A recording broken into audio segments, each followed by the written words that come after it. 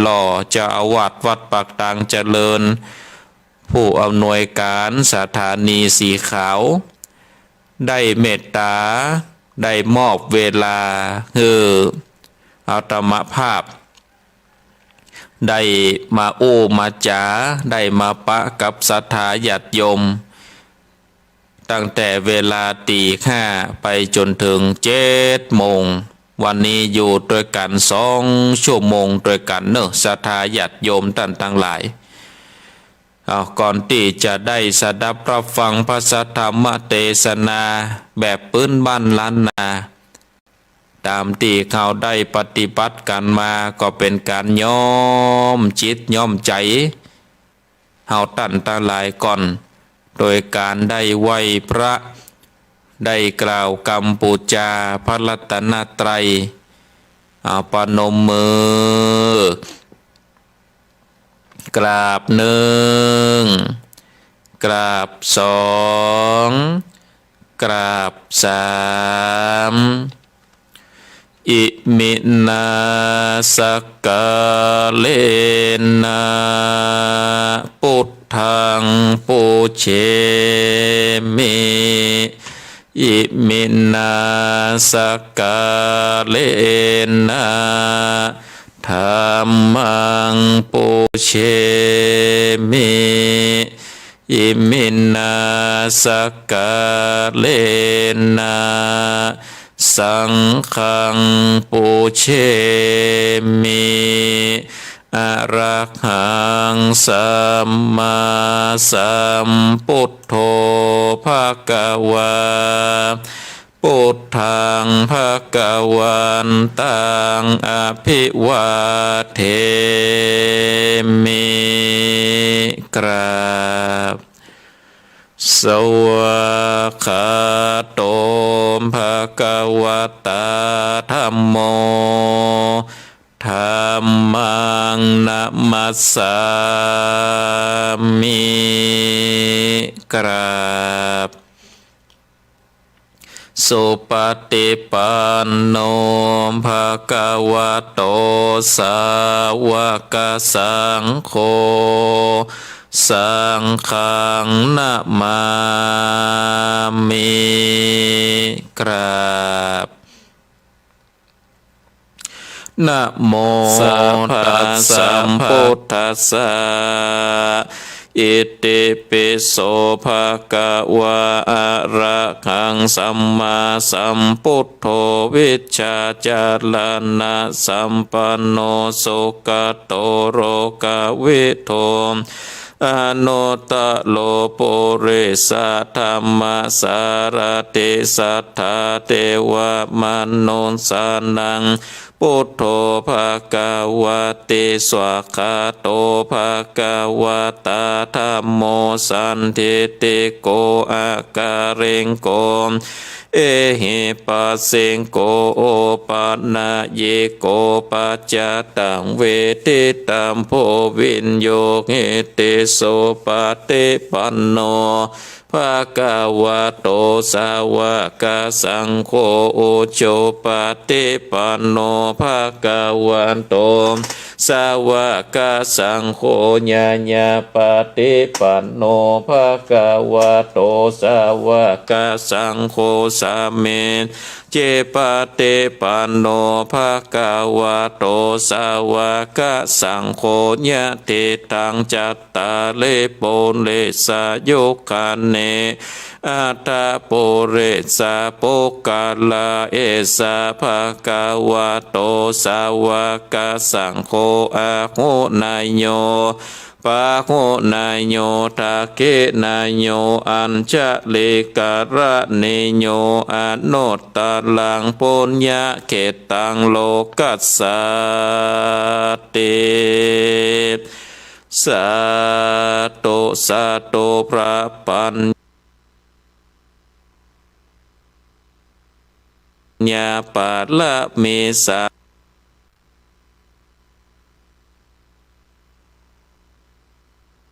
วัดแวดล้อมเวรเลญญา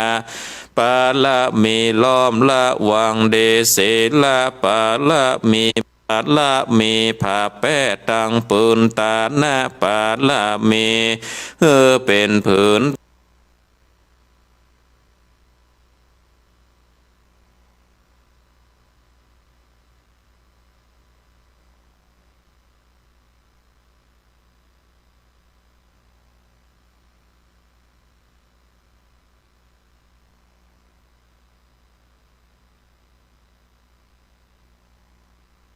นาไม้แลปืนไฟอาทิษฐานนาปาละมีพันผ่าปล่อยทุกโอนทุกแห่งแข่งแข่งแรงแรงฝ่าฟุ้งมานผีสางภายเพศทุกเตภพเทปังไปนี้แม่ทรณีอาศจันโสสะเหมือนฟันอยู่ข้างข้างน้ำนาที่นองกวางต่อกวางแตกตีฟองนานนองนานนอกกลายเป็นข้าวตอกดอกไม้มาถวายปูจาผ้าแก้วแก่นใต้สาทานพาโพธทางเลยจุงมาภายโพธอโนญญาโตดโพธโภกาแต่เดเลนางแม่ทอลานีออกมาเลีดมวยผมอยู่ข้างจางง่ายขายข้าจางแงซับเด่นโพนน้ำนาเทลงพาดภายคอจ้างภายกักตบเต้าพระยามมันล่องเอาปูนกัวกาบยอมมือขึ้นตนหัวใส่กล่าวว่าผู้ขาดนี่ได้ชื่อว่าเป็นโลกเสกพระพุทธเจ้าตนมีบุญสมปานอันมากนักพระพุทธเจ้าจริงต่างพระปัญญาปาละมีไหวเก่าจานต่างไหวต่างนาก็ได้เก่าจานต่างไหวต่างหลังก็ได้เก่าจานต่างแต่หัวแผ่วตีนก็ได้เก่าจานต่างแต่ตีนแผ่วหัวก็ได้เก่าจานแสนว่าลูกเปินจากมาเสมอเหมือนดังฝนแสนขากอมบ่มีจากมาไกลใดข้าพระเจ้าเลยได้ว่าพระพุทธคุณนาง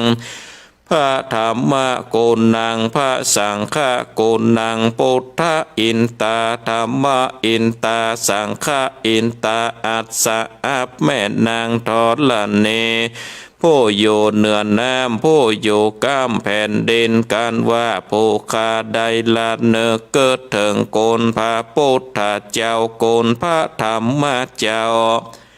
โกนพระสังฆเจ้าโกนพระปิตาโกนพระมันดาโกนพระอุปัชฌาย์ครูบาอาจารย์โกนแก้วเจ้าทั้งสามประการโกนแดดโกนฝนโกนน้ำโกนลม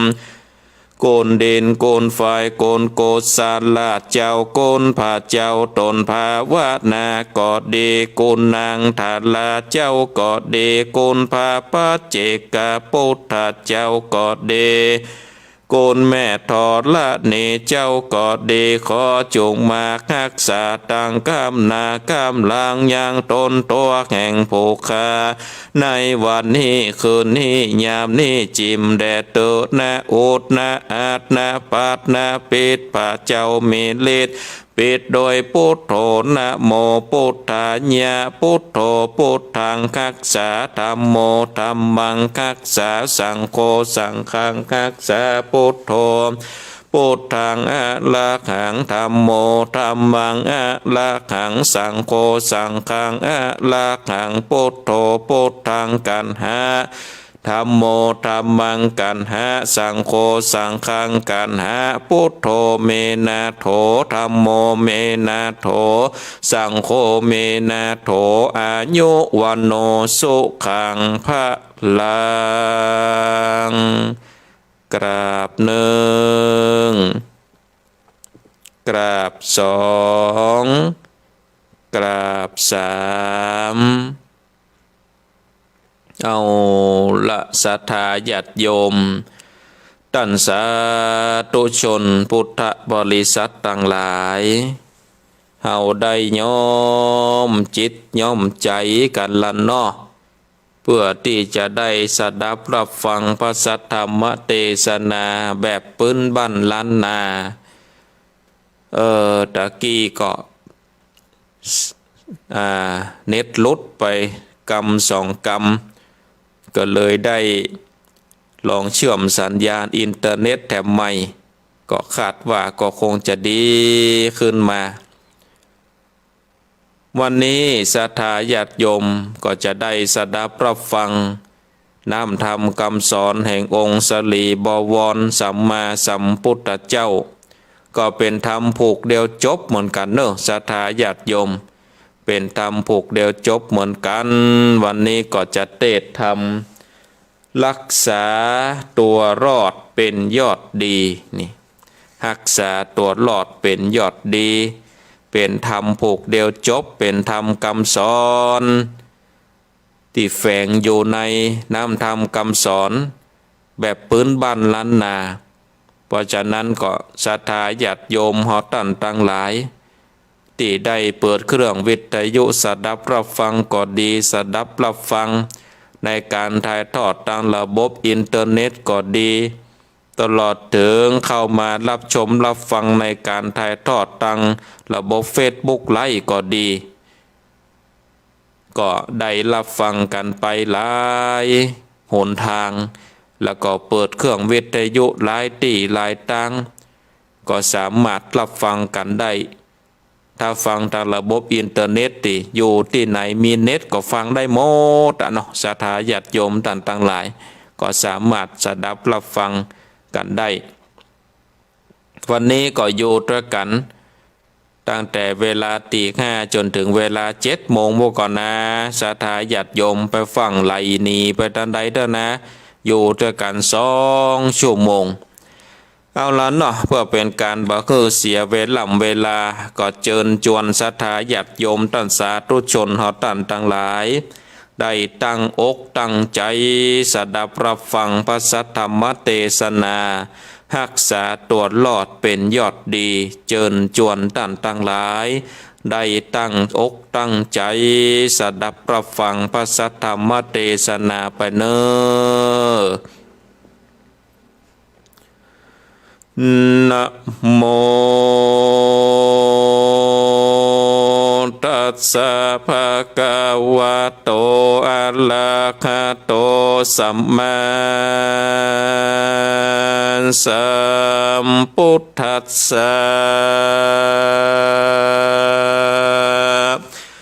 อัตตา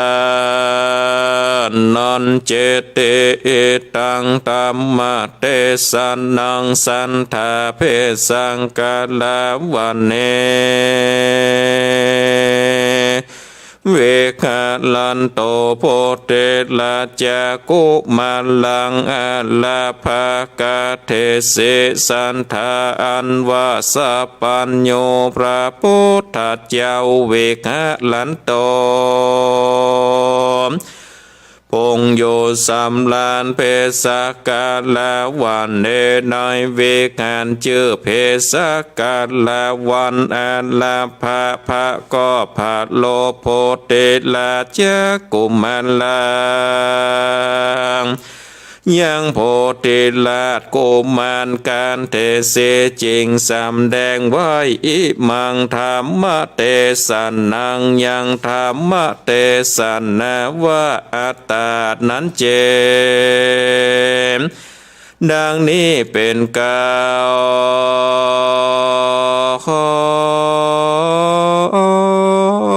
หนุ่มเทายิ่งใจผู้คงควายใครภาคเนพ้นจากสงสารถึงนิพพานเวียงแก้วเป็นที่แล้วกาเสมใจจุงฟังไปแต่ตอนที่เสืบสนถึงปลายแดดเตอกิดละดังเฮาจากหูแมดนิสัยนอดาวไทยโพธิลาชกุมารคือจังผู้ชาญนานฉลาดสร้างภาษาใสเสอันงามเดภาเสดชื่อโกฏานาถาเลิศลวงลอยบ่เหมือนภัยแต่สายภาพโลกไตจมโปดย้ำและโดสันส่องดังลอยล่องเวกหา ตนละจะไข่งูจริงทำจังผู้ปกแปงว่าขอคำแดงพิลาดเกิดภาษาใจสีอันงามเดชนิสัยด้านเกยใดกะตามมาแก่พญาต่างดาวหรือแก่เต้าเมืองใดจังก็ใครบอกเล่าว่าพงเป็นหลังเก้าดิเลในดงเลต่างไทยยังบอดใดกะตามมานอพญาโปติลาดก็เกิดขวาดในใจว่าการมันไปก่อสร้างแก่เจ้าจ้างไก่ตาภาษาทนี่แน่สร้างก่อนก็บอกก่อนอัศจรรย์กวนข้ามันอย่าจ้าหรือเอาดาบก้าเจียงจีนตัดมือตีนเสียงขอดหรือคือตามันบอดตั้งสองบอกคือมันปองไปสางยังภาษาทกว้างตั้งได้การฆ่าเน่งนายเม่นแล้วก็บอกเสียวแก้วเตรียมตนและนาโซมันนาโวอันว่าใจหนุ่มนาวสาไก่เจ้าโพธิลาดโกมานคู่ข่าวสารดังอันก็กึดสอดดันในใจวันนอกหอใจเจ้าจ้างจากเกิดจ้างชิบหายคนมีเสปาลายในสายนับกาบอดใดเด่นเลกวนไขว่าเตกระโอคือนายจ้างหูขีดแยกันพิจารณาเกิดสอดก็แสงลอดเตียวไปแล้วก็ไขโอกาสทำจ้างผู้ชนานก็ทำการว่าภาษาเจียงคานหลังใหญ่กว้างยังเหลือข้างสั่งจาจ้างก็จะตอบรอยว่าภาษาซอยขอใจบอดหลออันใดแต่ใส่เมียนเสียงควายดีงามส่วนใจล้ำหนุ่มเนาก็บอกเล่าอาการว่าเจ้ากุมารโปติลาดจากเกิดต้านพิษนาชิบหายาอยู่ได้ประมาทจงเกิดขวาดขันพายเนี่ยสันใดจากลอดจงเกิดขอดตามพญาจ้างก็จะกล่าวแก่ว่าเขายินดีแต่เด็ดเลตั้นมีไม่ถีกล่าวโอข่าวคู่ความใดเนี่ยสันใดจากหลอดพ้นจากขอดความตายข่าวจากอุบายเกิดไว้ต้านอย่าได้มองใจแดดเตอยามเจ้าโกมานมาลอดเลงตาสอดจะถามว่าภาษาทงามนิสัยเมียนเสียงควายดังใจหรือมีอันใดยังข้างจงกล่าวอ้างใครมาจ้างแสงจะขับไว้ว่ายังบอบเมียนควายดังไม้คือลวงลายควักตองโตกแต่งย่องไปในละเอียดเลือใจบอดน้อยขาจากก้อยโทธามขอเจ้าขอคำยศใหญ่อดใจไว้รอลากคนต่างตาผู้แกวนนำไม่เป็นบางเบาบอกเขาอย่าจ้าเอาแม้ข้าเร็วไวข้าอยู่ในแห่งห้องจักแต่งย่องเดียวได้อยากยิงใจหนุ่มเท่าหรือเต้าเจ้าบุญนาขออย่ามาสั้นพอออกปากล่อจะทำ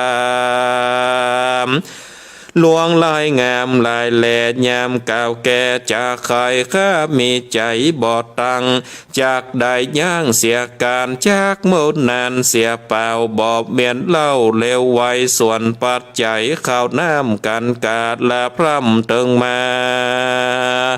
พาลิญาคาคอยเลือโลกน้อยยิงใจจ้าคงควายบอดจ้าส่งมาคือข้าตามมีขอเจ้าปุรีพัมโค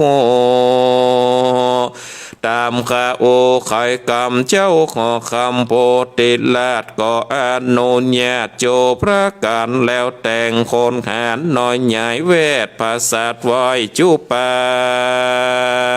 ยย้อนขาดเน่งไม้เกิดสอดบอกนายจางหลอดนี่ไปและแน่ส่วนจางผู้ฉลาดอยู่บนภาษาพังกาก็ปิดจาลาดนาแต่งไว้อย่างนกโคดใหญ่งามเดเพื่อบินหนีไหวว่องเคินสู่ห้องเววายามปริญญาหนุ่มนาวมาส่งเข้าอาคารก็ใครการเก่าจีเกิดแจ้งเทขีดญาว่าของนานามนโมอันมีอยู่หลวงเลยจงคือหายเสียงควายอย่าเว้นไว้อันใดเอาแต่คำใสเงินบาทละตันนาแจดเปิงแปงแก้วและแสงการใหญ่เก็บเมียดไว้ลอลาส่วนผาลิญาหนุ่มนาวฟังพวดเล่าไข่ปานแย้มภายผันเขินสูญยังติโยเกกาเอาของนาเครื่องใจต่างเป็ดไก่งัวควายนำออกขายเสียงขาดเอาแต่เงินบาทคำใส่บอดนานเต้าได้คูดใหญ่กอบเมียนควายบวชละมวนกาดละกวนมาลอดนายจางยอดผู้มีปัญญาก็บอกพาลิญาหนุ่มนาวว่าวันพวกเจ้ายำไงเอาของเลยก็ใหญ่ปกปันไว้ในตนรีบเตียวโหนกาภาคออกจากเกคาต่างพุทธาลูกเต่าดังมาส่งเข้าตั้งวันอย่าไข่ปันกาโอกฮือแก่ผู้คนได้ยามตาวันใสพงเจ้ากันนางนอนเน่าผาลิญากาพุทธาน้อยใหญ่มาพร้อมควายจอมกันก็เร็วปอนตั้งหมู่เขานั่งอยู่ไปนายแห่งนกเตรียมใจตัวใหญ่อันแต่งไว้ดีงามจากสายจามลองพอเกาะบินได้หม้อดังใจ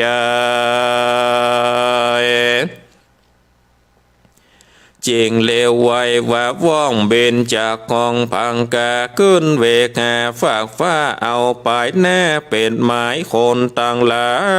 ยมวลโมอันใดหูและคาน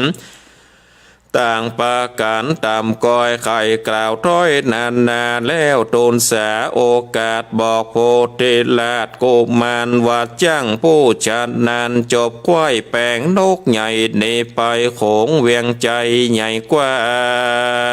ง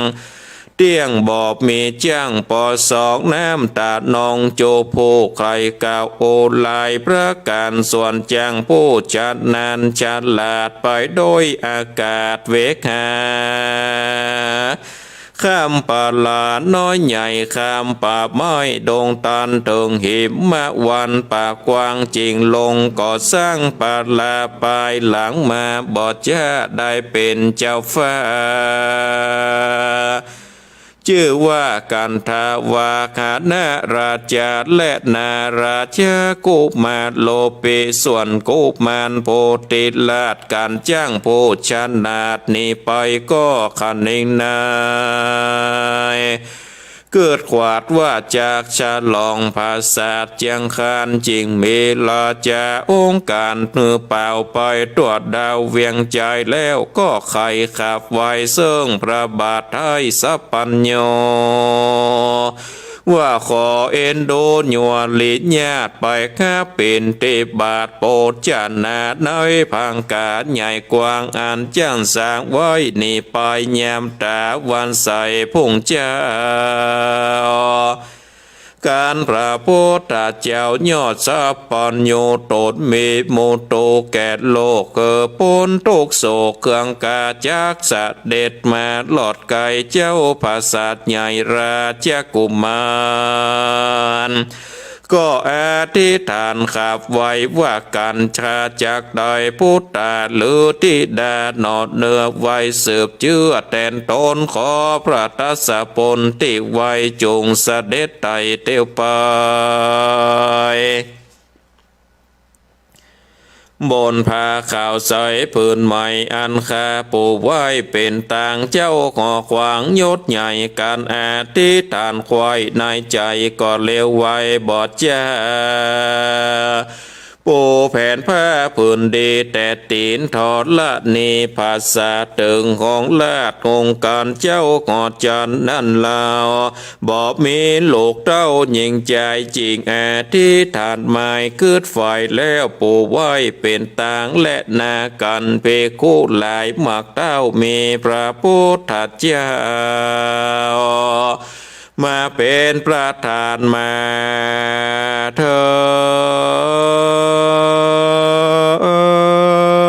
งสถานที่ไกลภาสัตว์ใหญ่ใส่เสียเจ้าปุริโพธิลาชก็อาภิวาทวันตารีบไก่กาเข้าไก่คาบบาดไว้เลี้ยวปอนแล้วอาภิวันกลมเก่าขอพระพุทธเจ้าพันภายนำเพโคหลายมวลโมขึ้นไปสู่ไปบนพระตัสสะปนโต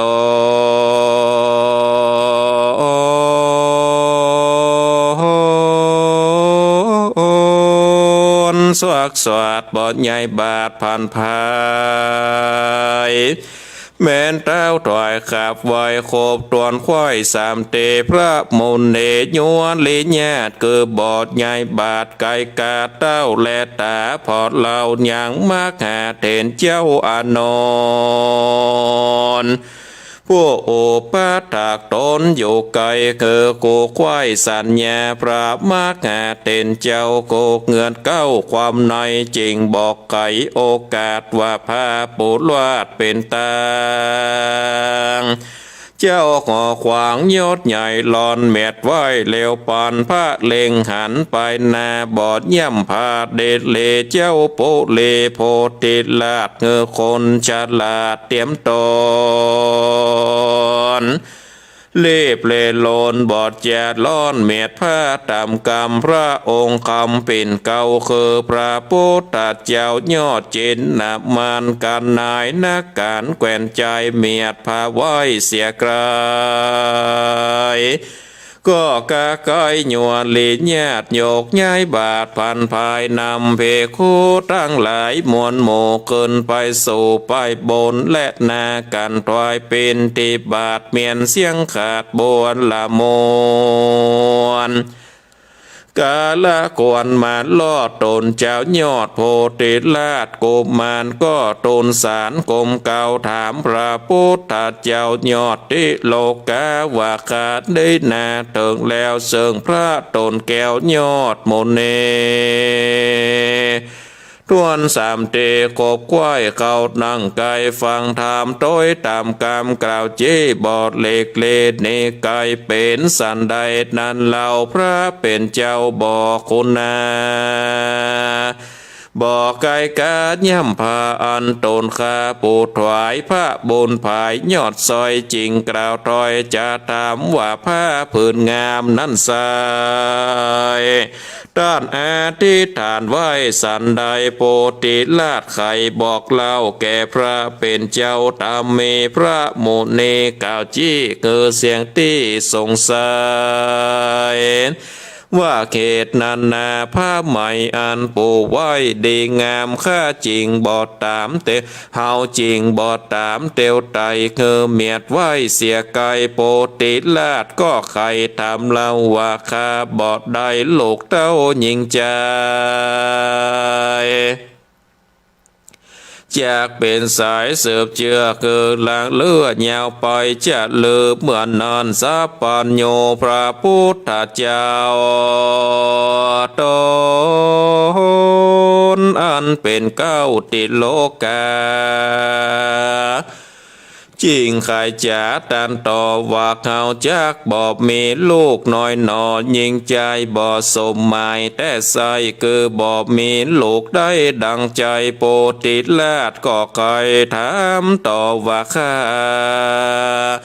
บอกมีลูกน้อยหนอใจยิงบ่อยเปิ้งปิงยามเต่าย้อนวิบากเก่าสั่งจาพระกาวาอันว่าพระพุทธเจ้าก็บอกเล่ายาวไปว่าย้อนมีใจประมาทในภาวะญาติมนนานเจ้าโกมานยศใหญ่กับนางนาไทยจาญาได้ลาสาประมาทบ่เกิดขวาดทันภัยเกิดมาในจัดเนวิบากบ่ลีเนกหายโลกยิงใจน้อยใหญ่จริงบ่ได้มีมาการไข่จับเมียนแล้วพระตนแก้วจินนามานจริงจักนิทานจัดเก่ามาบอกแก่เจ้าขอคำว่าเมินนานนำบ่น้อยคนอาจลอยนำหน้าลงหน้าว่ามนโมเล่นออกสู่สาครเหือเตียวจอนลอยล่องไปตามจ้องวังทานบ่อปอนานแต่ใส่เหือเล่มใหญ่น้ำนาก็เพทาแตกมางกลางแม่น้ำกว้างหวังหลวงโคนปันปวงมนโมจมลงสู่วังวนเหลือสองคนแต่เราคือสองหนุ่มเนาผัวเมียสองขาเปียแผ่นไม้ก้อยเกาะไว้ลอยไปบอดนานเต้าใดกอดลอดถึงที่จอดดอนทรายปืนต่างตายมวยมอดก็คืนจอดเจ้าสาก็นันนาบอกกว้างอยู่กลางตาตั้งวังสายเล้งพอไปนากันตีนฟ้าสุดตานกนานามนโมอันอาสะไหลอยู่จอมกันมีอานันหลายแลอยู่จุเงอานาตั้งสองขาแสบใสเก็บไข่นกได้เอาเกณฑ์เป็นอาจินคำเจ้าต่างขับเข้าแหล่งงายนกขายขากันไข่นกหลายเสียงขอดบอดเลือดลอดกองตากอดหยาบลูกนกมาเลี้ยงสาย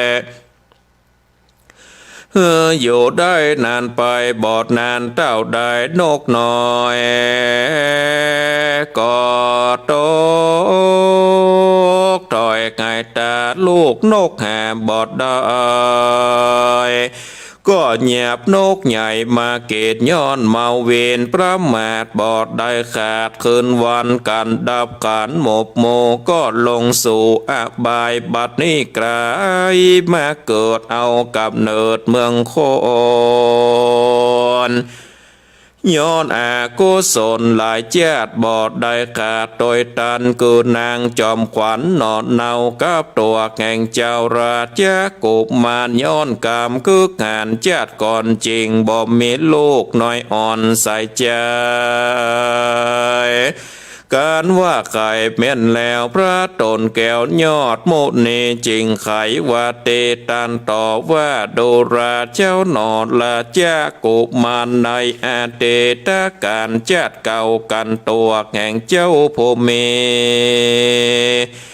กับเทวีหน่อยนาดก็บ่ประมาทวางใจหรือคนใดคืดขวาดบ่ประมาทละสาโพธิดาน้อยใหญ่เตี้ยงบังเกิดได้ดังไม้เต้าว่าสองยิงใจจัดก่อนบอดยังย่อนตั้งดำก็ทำกรรมบาปกระอันหยาบจ้าจังไรแต่ปัตมะวัยหนุ่มเนาเถิงแก่เท่าจะลา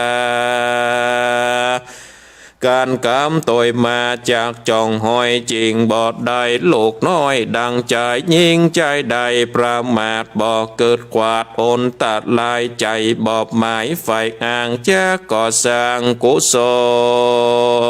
ล ชื่อว่าบอกหักตนแต่แล้วจังตัวเก่าเดชเลพระโมนีกล่าวดังนี้แล้วจริงไข่ข้าอบแก้วเตสนาว่าอัตตานันเจปิยังชัญญาลักไขญาณังสุรักขิตังเตนะมัญญาตาลังยามังปเตจักขยาปอนติโตดังเนว่าการโกว่าตนตัวเก่าเป็นติหักเลือดลายกวนคงควายกึดสอดงักษาตรวจลอดนานไปอ่านวิสัยนักปราดผู้ฉลาดจบทองยอมที่ปองคำเจ้าคักตัวเก่าดิเล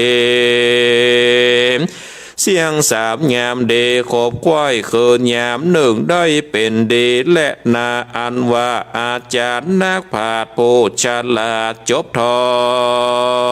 งโอ้ตามน้องแจ้งที่อันตรากาวจีเตสันนาจริงใครจะเติมแทงเพื่อเกิดแจ้งดีงามกันว่ายามตั้งสามนั่นแล้ว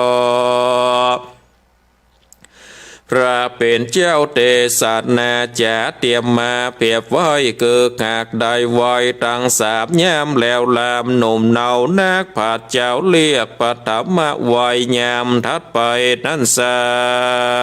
ยเกิดหากมาได้มาเจ็บมาไว้ยามทัดไปโซกำลังน้อยถอยเนกาญาอินทรีเท่าแก่ตันก่าวแก่ว่าปาชิมาไว้คาคาดคนใดหนุ่มเท่าคักตัวเก่าเหลือใจ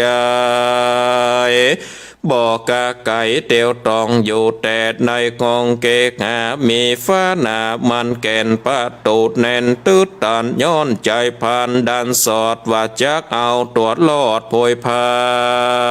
ยด้านก็ไข่กาวจีว่าบอบเมนติดีลีหรือเจ้าเจียงจีเจ้าคักตัวเก่านำหน้าอยู่ในโกหาทำใหญ่ตืดปากไว้ดูเด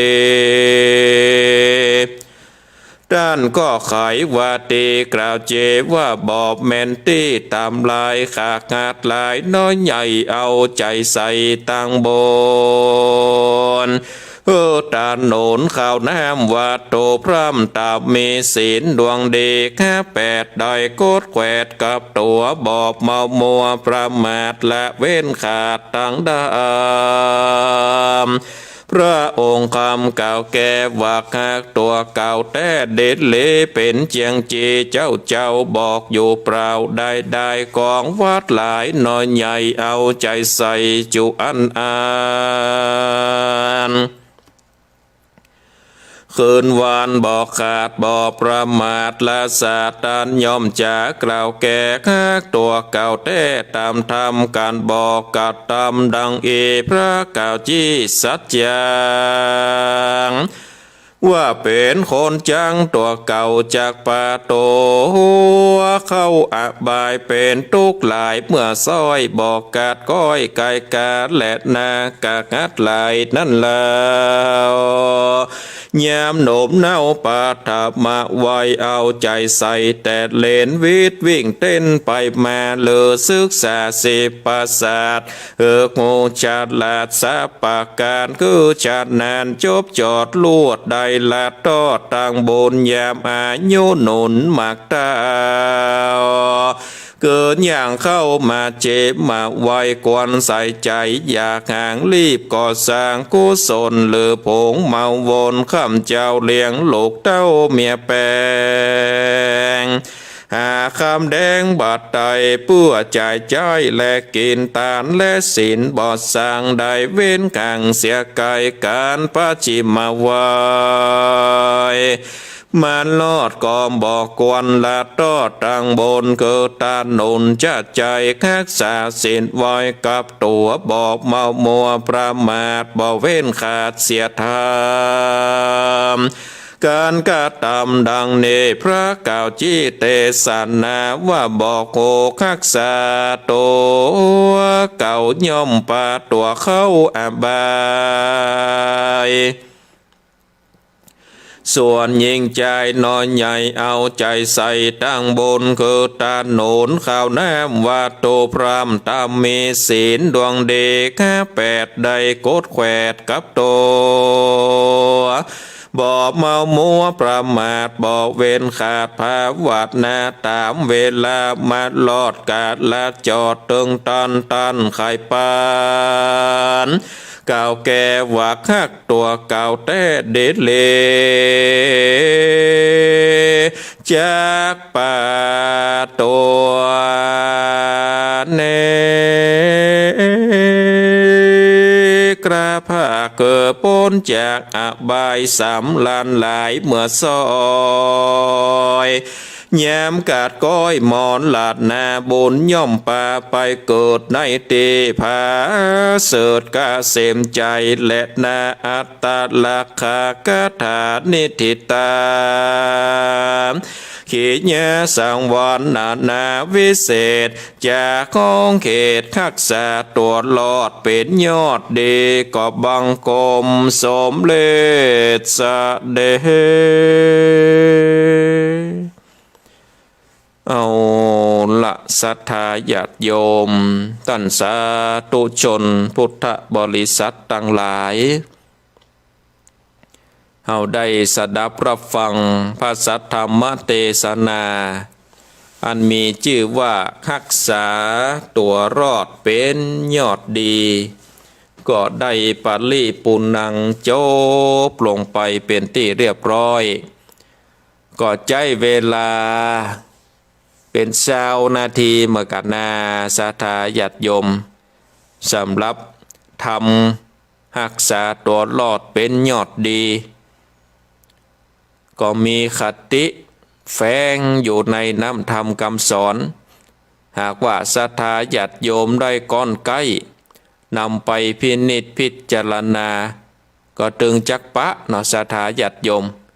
ยังคำสอนแห่งองค์สมเด็จพระสัมมาสัมพุทธเจ้าที่ได้ก้อนใกล้ที่ได้แฝงไ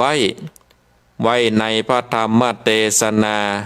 รักษาตัวรอดเป็นยอดดีสำหรับ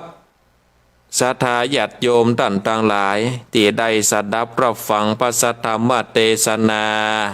แบบปืนบ้านล้านนาแล้วก็จะได้สรุปเนื้อความใจความสำคัญเนื้อกับศรัทธาท่านทั้งหลายได้สดับรับฟังกันแถมครั้งหนึ่งว่าทำรักษาตัวรอดเป็นยอดดีเปิ่นได้โอได้จ๋าได้กล่าวถึงสิ่งใดอันว่าในพระธรรมเทศนานี้นี่องค์สมเด็จพระสัมมาสัมพุทธเจ้าเปิ่นก็ได้แสดงธรรมว่ายังมีบ้านหนึ่งเมืองหนึ่งมีพญาชื่อว่าโพธิราชกุมารโพธิราชกุมารนี่ก็เกิดอยากจะสร้างบ้านแปลงเมืองแปลงปราสาทอันงามก็เลยคือนายช่างผู้ชำนาญการฉลาดเป็นศาลาเนาะเป็นศาลาฝีมือดีก็ได้สร้างปราสาทคำหลังหนึ่งปราสาทคำหลังนั้นก็ชื่อว่าโกกะนะทะ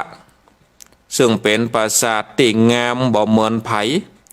ในโลกนี้เลยก็ว่าได้เจ้าโพธิราชกุมารนี่ก็เกิดว่าโอ้ปราสาทนี่เป็นปราสาทอันดีอันงามกันว่าศาลานี่ไปแปลงที่ไหนละกายก็เลยห้องนั่นศาลามาก็มาถามว่าโอ้ป่อศาลาเหงยฝีมือตันนี่ยังดีสุดยอดเลยตึงบ่มีติตันเนี่ยเคยไปสร้างไปแปลงปราสาทหลังนี้ตั้งใดพ่องศาลาก็บอกว่าโอ้ในโลกนี้เลยก็ว่าได้ในจักรวาลนี้เลยหลังนี้เป็นหลังแรกที่ข้าพเจ้าได้สร้างมานี่หรอกหลังนี้เป็นหลังแรกที่ได้สร้างมาบ่เคยสร้างไผ่กำเตื้อเป็นปราสาทที่งามเนาะเป็นหลังเดียวในโลกเลยเจ้าพญาโพธิราชก็กึดในใจว่าโอ้กันว่ามันไปสร้าง บ้านสร้างเมืองคือเจ้าพญาตนอื่น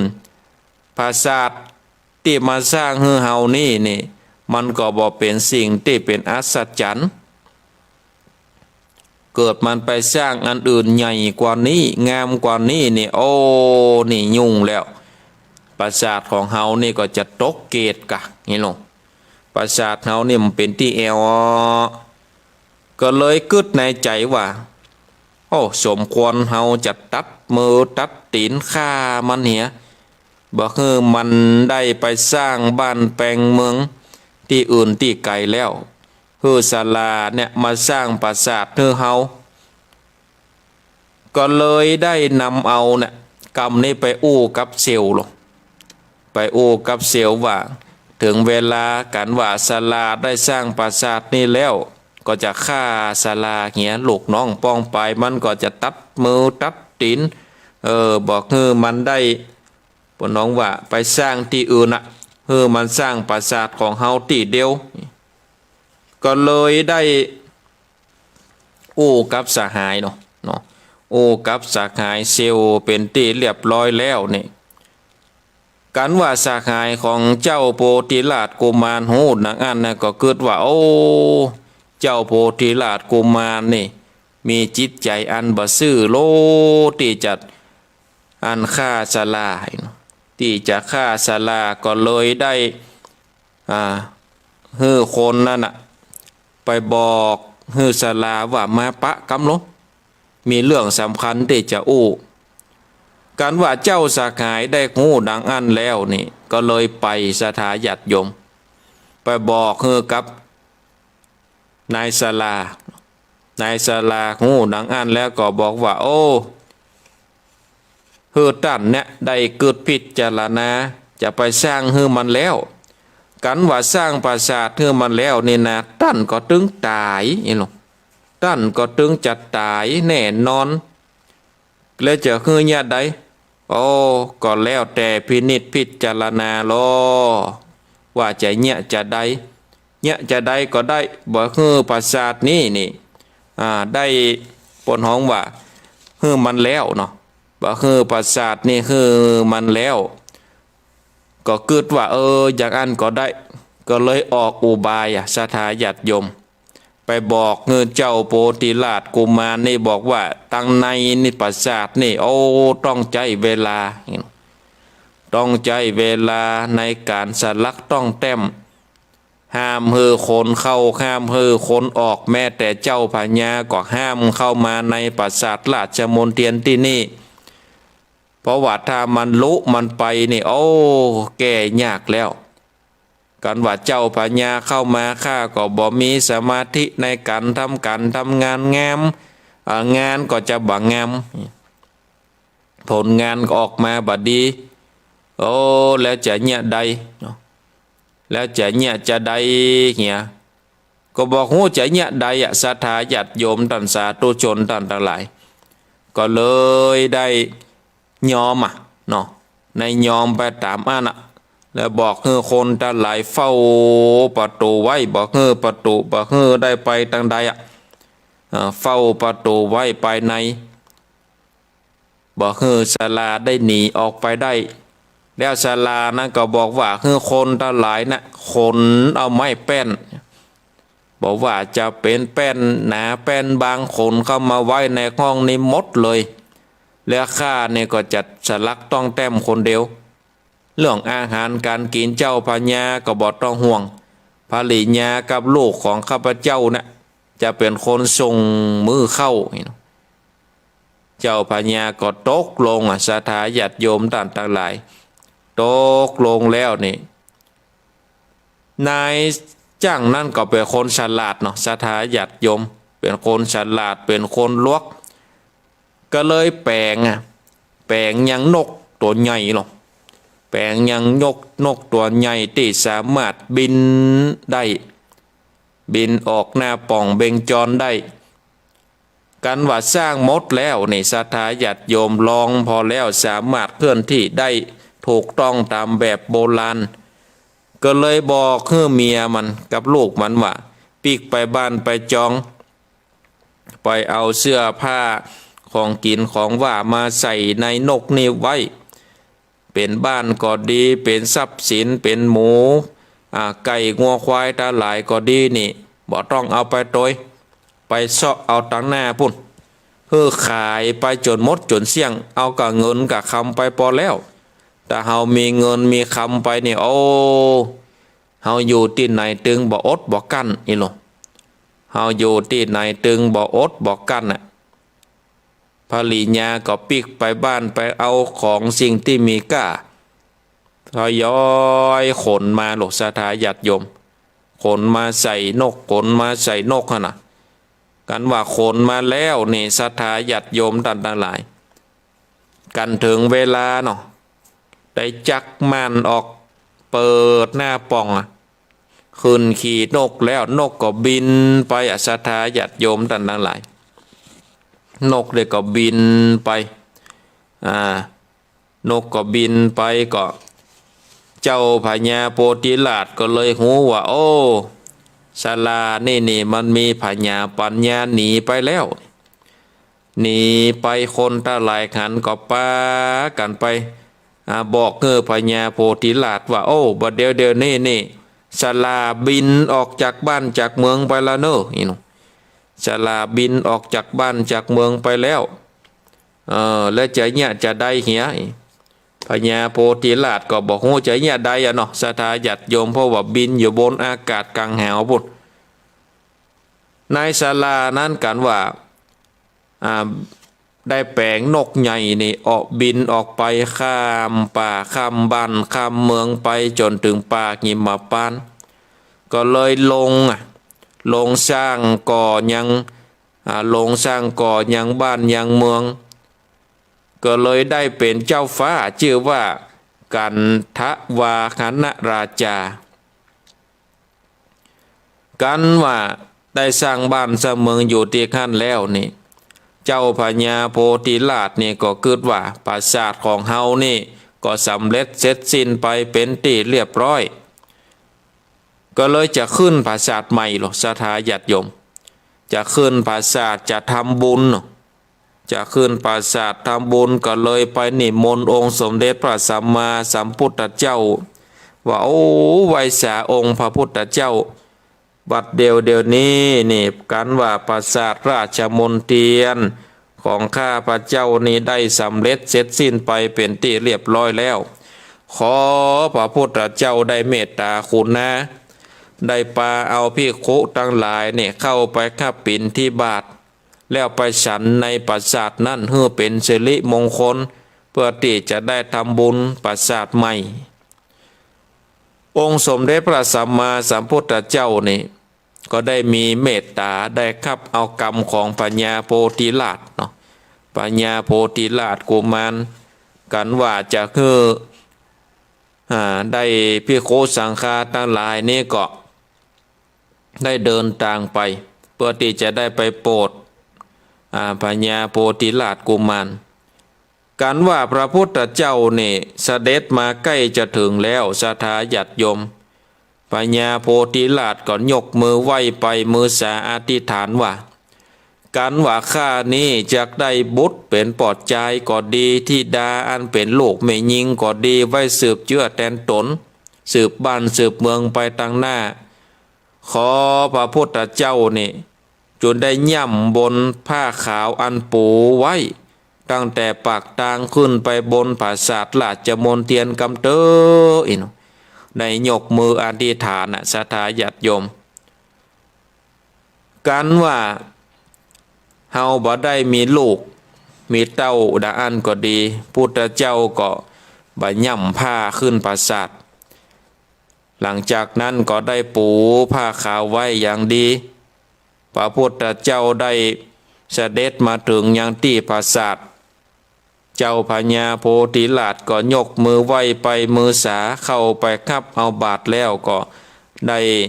นิมนต์พระพุทธเจ้าขึ้นสู่ปราสาทองค์สมเด็จพระสัมมาสัมพุทธเจ้านี่ก็เลยบอกยังภิกขุทั้งหลาย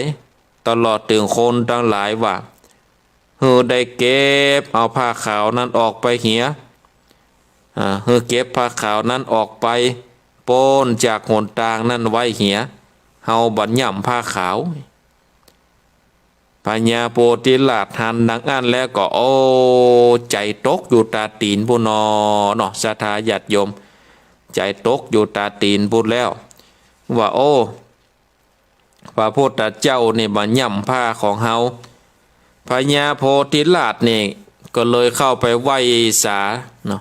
เข้าไปไหว้สาถามพระพุทธเจ้าว่าโอ้ไหว้สาองค์สมเด็จพระสัมมาสัมพุทธเจ้าอย่าใดพระพุทธเจ้าถึงมาย่ำผ้าขาวที่ข้าพเจ้าได้ปูไว้ขึ้นไว้บนปราสาทราชมนเทียนพระพุทธเจ้าก็เลยได้ตรัสว่าและตั้นอธิษฐานอันยังไว้ในใจโอ้พญาโพธิราชก็บอกว่าข้านี่อธิษฐานว่ากันว่าข้านี่จักมีลูกชายก็ดีลูกหญิงก็ดีไว้สืบเชื้อแทนขกุลไว้สืบบ้านแทนเมืองก็ขอให้พระพุทธเจ้าพร้อมด้วยภิกขุสังฆาทั้งหลายได้ย่ำผ้าขาวผืนนี้ได้ขึ้นปราสาทเนี่ยเหตุว่าพระพุทธเจ้านี่บัดได้ย่ำก็เพราะว่าตั้นเนี่ยถึงบ่มีลูกพญาโพธิราชก็เลยบอกว่าอย่าใดข้าถึงบ่มีลูกพระพุทธเจ้าก็เลยได้ทลัดเตศนาบอกว่าโอ้ตั้งแต่ชาติก่อนเก่าเมินมาแล้วนี่มันเป็นวิบากเก่ามันเป็นวิบากเก่าเมินมาแล้วท่านเนี่ยก็ได้ไปเกิดเนาะได้ไปเกิดอยู่ในชาติหนึ่งเลยมีเจ้าพญาตนหนึ่งพร้อมด้วยคนต่างหลายได้ลงเรือสะเปาคำลงไปได้แล่นออกจากแล่นจากบ้านจากเมืองไปสู่ทะเลสู่อันมหาสมุทรหลังจากนั้นเรือนั้นก็แล่นไปเดินทางไปตามมันแม่น้ำเนาะตามทะเลเรือนั้นก็แตกเรือนั้นก็แตกคนทั้งหลายนั่นก็หนีไปบางพ่องก็จมไปตายไปโดนสัตว์ทะเลคบกินไปก็มีแล้วมีสองผัวเมียกู้หนึ่งได้เปียเอาแผ่นไม้ได้เกาะแผ่นไม้นั่นไปลอยคอไปเนาะลอยคอไปก็ไปถึงยังเกาะดอนทรายแห่งหนึ่งไปถึงยังเกาะดอนทรายแห่งหนึ่งแล้วนี่ได้พ้นจากทางตายแล้วหรอเนาะได้พ้นจากทางตายแล้วก็เลยได้ขึ้นไปบนเกาะโอ้พอไปได้ก็สุดเจนหูเจนตาตึงบักหันแผ่นดินหันกับน้ำกันว่าอยู่ในเกาะคันนี้บอกหูว่าจะเอาอะไรอย่างมากินก็หันใส่นกหันใส่นกตั้งหลายได้มาเกาะอยู่บนเก้าไม้ทั้งสองขาผัวเมียนั่นก็ไปเก็บเอาไข่นกนั้นมากินถึงวันเอาต่างขาบเข้าง่ายต่างขาบเข้าตอนต่างขาบเข้าแรงกันว่านกไข่นกเสี่ยงเนาะไข่นกเสี่ยงก็เอานกน้อยนั้นมากินกันว่านกน้อยเสี่ยงก็เอานกตัวเป็นป่อเป็นแม่นั้นมากินเหตุได้ภาคลูกภาคแม่หรือว่ากินลูกกินแม่นั่นไปก็ทำให้ชาติเก่าเนี่ยได้มากรรมวิบากนี้ก็เลยมาตันในชาตินี้ทำให้ตันเนี่ยบ่มีลูกบ่มีสืบเอาไว้สืบเชื้อแทนขกุลก็เพราะอดีตชาติได้ประมาทลาสาได้ฆ่านกเอาไข่มากินเอาไข่มันหมดแล้วก็ได้นำเอาตัวนกมากินตัวนกน้อยและเอาตัวนกใหญ่มากินอันนี้ก็เป็นตามกรรมเนาะตามกรรมได้มาปนว่าอาจจะได้มาโตยเนาะได้มาโตยตอบใช่ยังจัดนี่ได้เป็นคนที่บ่มีลูกมีเต้ากันว่าเฮานี่บ่มีลูกมีเต้านี่เฮาก็สมควรที่จะรักษาตัวเก่า พระพุทธเจ้าว่าสามยามนี่นะสามยามนี่เป็นยามที่ดีเป็นยามที่ประเสริฐกันว่าเฮาได้มีสามยามนี่นะศรัทธาญาติโยมต่างหลายเฮาได้ปฏิบัติได้กระทำป้อมเปงบุญไปเฮาก็จะได้มีความสุขเนาะเฮาจะได้นำเอาตนตัวเฮาเนี่ยไปเกิดในจันทร์ฟ้าเลิศตลอดถึงได้ถึงพระนิพพานยามใดพ่องเพิ่นว่าปฐมวัยหรือว่าปฐมวัยเนี่ยยามเป็นละอ่อนเด็กขาก็ดีใหญ่ขึ้นมาก็ฮู้จักมีศีลเนาะฮือตานรักษาศีลป่ำเปงภาวนายามที่สองคือมัชชิมวัยวัยกลางคนวัยกำลังหิวัยกำลังหาได้สร้างฐานะกับตนก็จะไปคดไปโกงเนาะฮือทำตนฮือซื่อทำตนฮือบริสุทธิ์มีลูกมีเมียก็สอนลูกสอนเมียปาลูกปาเมียขึ้นได้เป็นคนดีมีศีลมีธรรมปฏิบัติศีลปฏิบัติธรรมไปอันนี้คือมัชชิมวัยวัยที่สามคือปนว่าวัยสุดวัยซ้อยเนาะวัยสุดวัยซ้อยปัจฉิมวัยวัยใกล้จะตายแล้วโลกศรัทธาญาติโยมวัยแง้มฝาโลงแล้วเฮามีบ้านมีหลักฐานแล้วเนาะมีบ้านมีหลักฐานมีบ้านจ่องของกอมีเงินมีคำมีลูกมีเมียแล้วนี่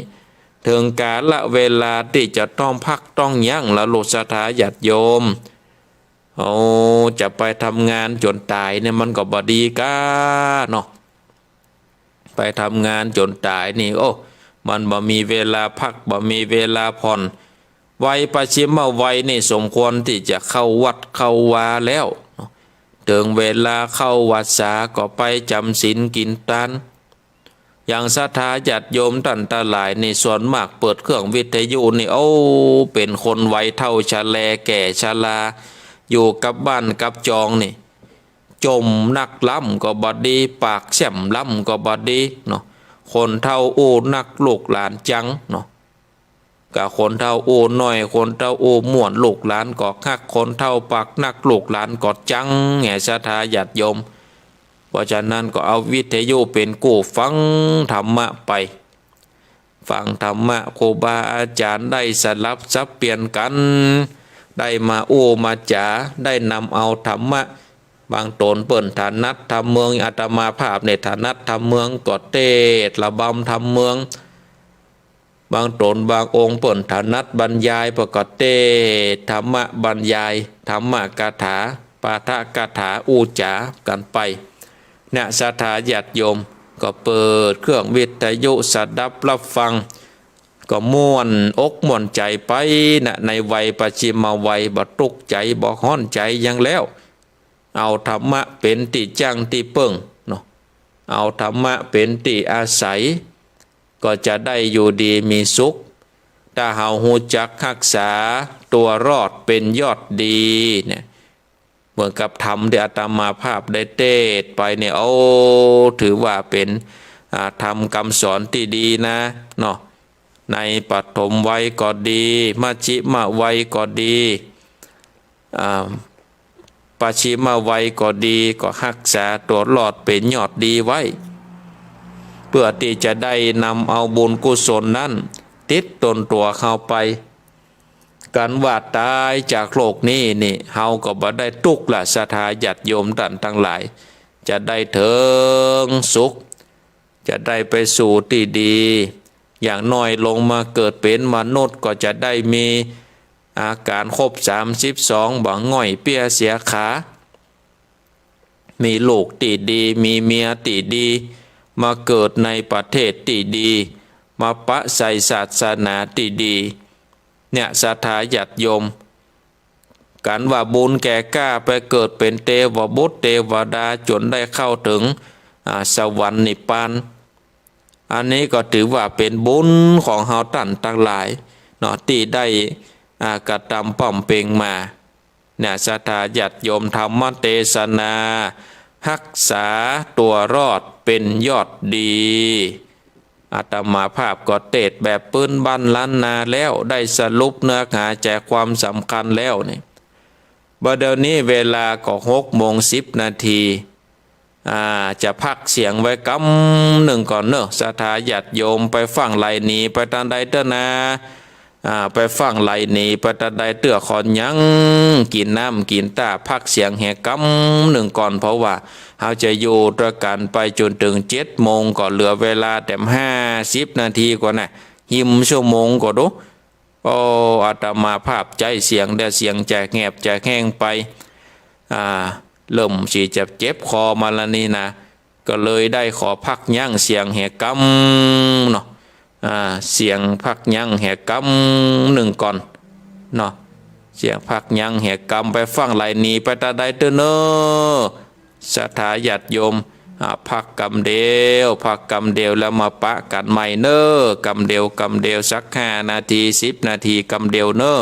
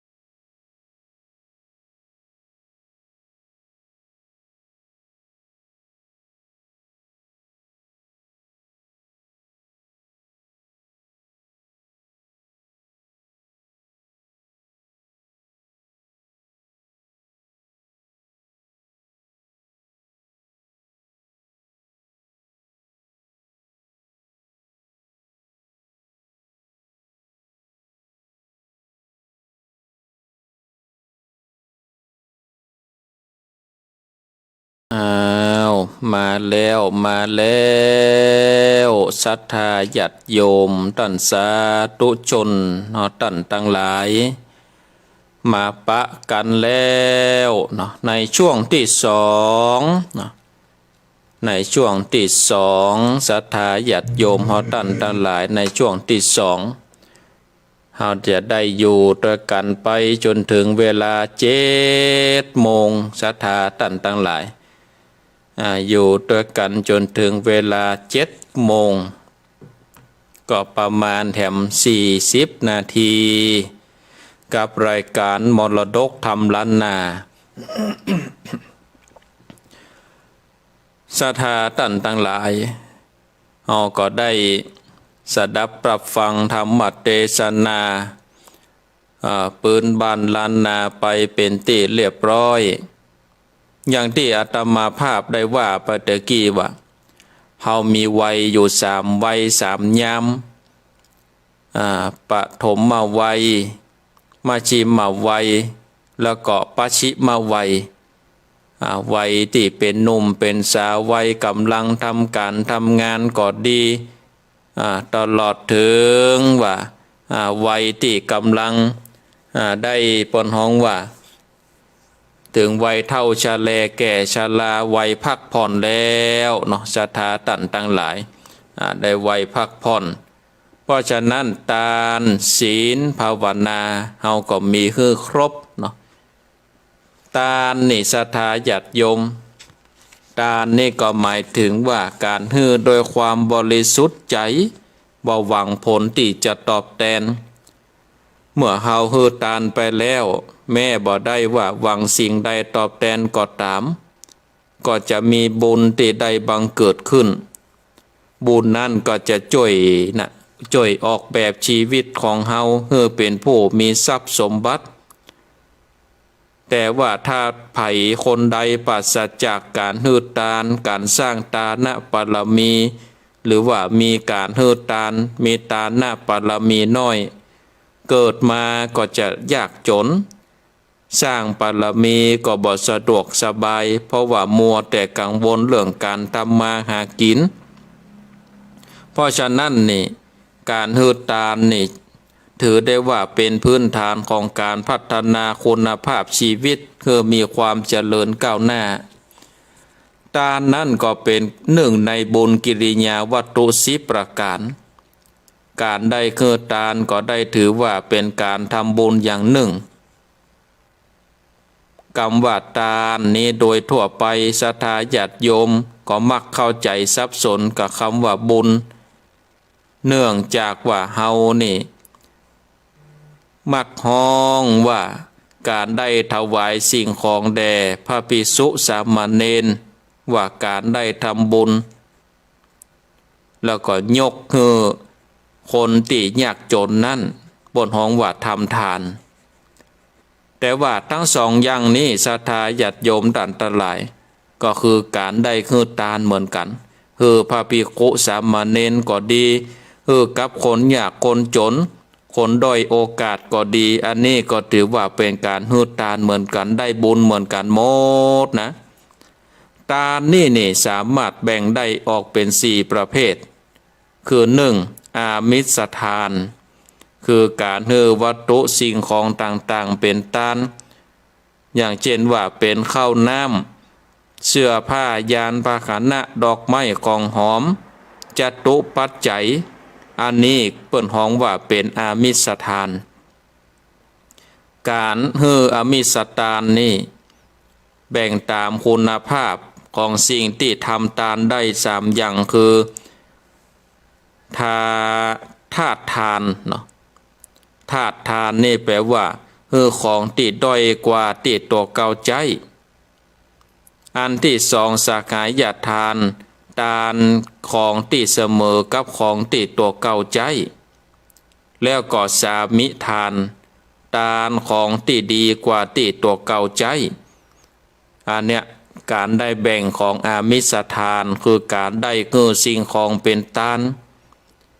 โดยเฉพาะคนเมืองของเฮานี่ศรัทธาญาติโยม จะฮือตาลเนี่ยจะไปถวายตาลเนื้อกับตูดเจ้าพระเนนก็ดีได้เงื่อสิ่งของเป็นตาลก็ดีนี่โอ้กว่าจะได้คือตาลนี่เนาะต้องมีต้องห่อต้องจัดต้องแจง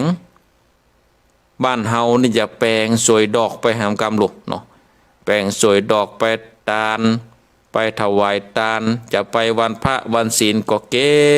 บดอกเนาะเก็บดอกเอาดอกมาล้างเก็บใส่ในสลุงไว้เพื่อที่จะได้ไปถวายตาลไปยอตาลเนื้อกับพระพุทธเจ้าเนื้อกับพระสังฆเจ้าปูจาพระสัทธรรมเจ้าเนี่ยของดีของงามเป็นตาลทำด้วยความประณีตเนี่ยบ้านเมืองเฮาเป็นบ้านเมืองที่มีฮีตมีความเป็นอริยะเพราะฉะนั้นคนเมืองเฮาเนี่ยก็เลยการได้คือตาลเนี่ยโอ้ได้ข้างได้ดาเนาะ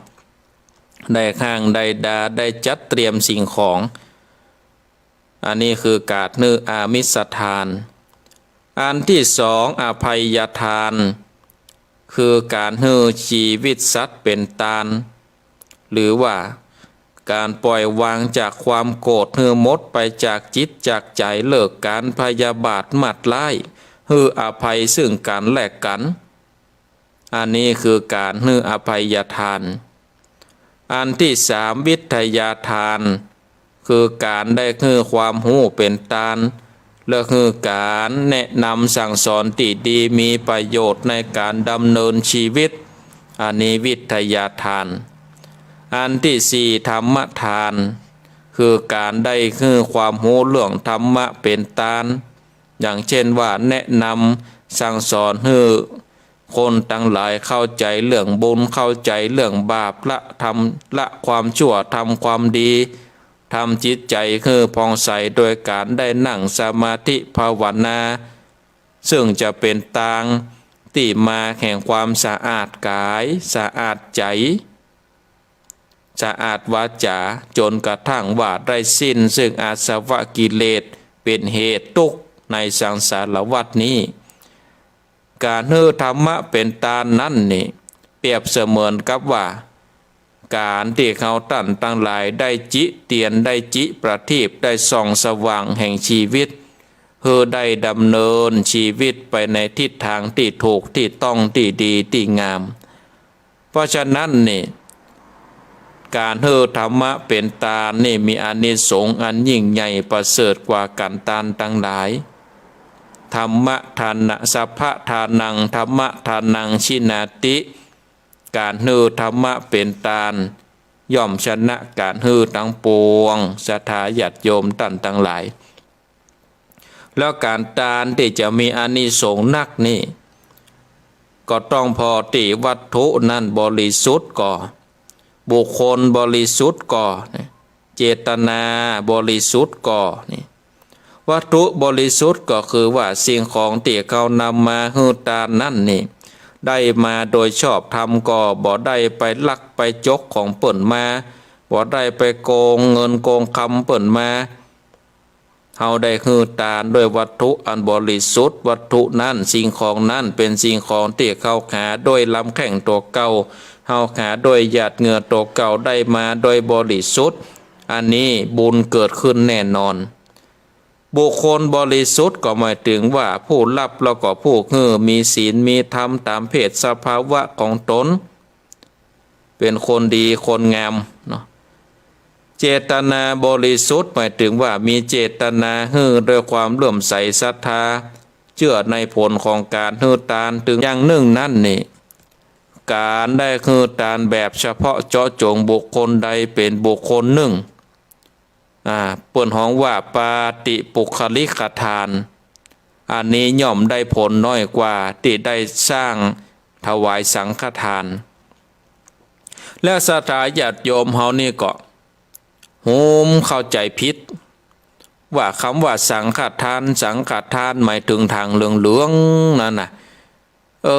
นี่ก็เข้าใจผิดตัวเนาะเอารูปแบบไปเป็นการยึดแบบไปเห็นว่าสังฆทานน่ะการจะไปถวายสังฆทานนี่ติ้วทางเหลืองไปเหี่ยอันติ้วกระติกไปเหี่ยแก่น ก็ฮ้อว่าสังฆทานที่จริงบัดใจนะศรัทธาญาติโยมสังฆทานเนี่ยแปลว่าการฮือทานฮือกระพระสงฆ์หมู่สงฆ์หรอตั้งแต่พระสงฆ์สี่รูปขึ้นไปชื่อว่าเป็นหมู่แห่งสงฆ์คือบ่ได้เจาะจงว่าเราจะได้ถวายทานเนื้อกับตู้แก้วตู้มีตู้มาตู้ลุงแก้วตู้ลุงมีตู้ลุงมาอย่างอ่ะพระตู้เจ้าตนใดก็ถวายทานไว้กับเป็นของสงฆ์อันนี้คือว่าเป็นเขาว่าสังฆทานอย่างถูกต้องบ่ใช่ว่าติ้วสั่งเหลืองไปติ้วน้ำคุเหลืองไปถวายทานหรือว่าได้ถวายทานสังฆทานแล้วนี่ไปทานนึกก็ตุลุงแก้วตุลุงมีตุลุงมาเหียก็อันนี้เป็นปาปุคลิกทานเนาะปาติปุคลิกทานแต่ถ้าบ่เจาะจงไผเนี่ยเตียวเข้าวัดไปได้นำเอาเข้ากำกินก็ดีเครื่องจตุปัจจัยไทยอย่าทำก็ดีเข้าไปในวัดในวาบ่ปะตู้หลวงก็ปะตู้เจ้าตนใดก็ถวายเนี่ยศรัทธาญาติโยมอันนี้ถือว่าเป็นสังฆทานเนาะทานในระหว่างสงฆ์เนาะทานบ่ได้เจาะจงว่าจะต้องทานเนื้อกับตู้กอตู้งอตู้ขออันนี้ถือว่าเขาได้ทำสังฆทานแล้วอานิสงส์ของการได้คือทานมีอย่างพ่ององค์สมเด็จพระสัมมาสัมพุทธเจ้านี่ได้ตรัสอานิสงส์ของการฮือทานไว้ในสีฆสูตรว่าผู้ฮือทานนี่ย่อมเป็นติคักติเปิงใจของคนเป็นอันนัก2คนดีเป็นอันนักย่อมพอใจคบหาผู้ที่ได้ฮือทานอันที่3ชื่อเสียงอันดีอันงามของผู้ที่ได้ฮือทานย่อมฟุ้งขจรไป4ผู้ที่ฮือทานย่อมมีความแก้วกล้าอาจหาญบ่เก้อเขินในที่ประชุมในที่ประชุมชนอันที่5เมื่อละจากโลกนี้ไปก็ย่อมบังเกิดในสุคติโลกสวรรค์อานิสงส์4ข้อแรกนั้นเป็นทรงผลในชาติปัจจุบันแล้วอานิสงส์ข้อที่5ประการสุดท้ายทรงผลให้ในชาติหน้าเพราะฉะนั้นในศรัทธาญาติโยมการได้คือทานเนี่ยองค์สมเด็จพระสัมมาสัมพุทธเจ้าได้กล่าวไว้ในกินทสูตรว่าผู้ที่คือทานอาหารชื่อว่าผู้เป็นผู้คือกำลังผู้ที่คือเสื้อผ้าชื่อว่าได้คือวรรณะผู้ที่คือยานพาหนะชื่อว่าคือความสุขผู้ที่คือปฏิบโคมไฟชื่อว่าคือจักษุแล้วก็ผู้ที่คือได้ที่พักอาศัยชื่อว่าได้คือทุกอย่างส่วนผู้ที่คือธรรมทานชื่อว่าคืออมตะธรรมเนี่ยศรัทธาญาติโยมท่านทั้งหลายการที่เขาได้ฮือทานนั่นน่ะทานนั้นก็จะได้ ทานนั้นก็จะได้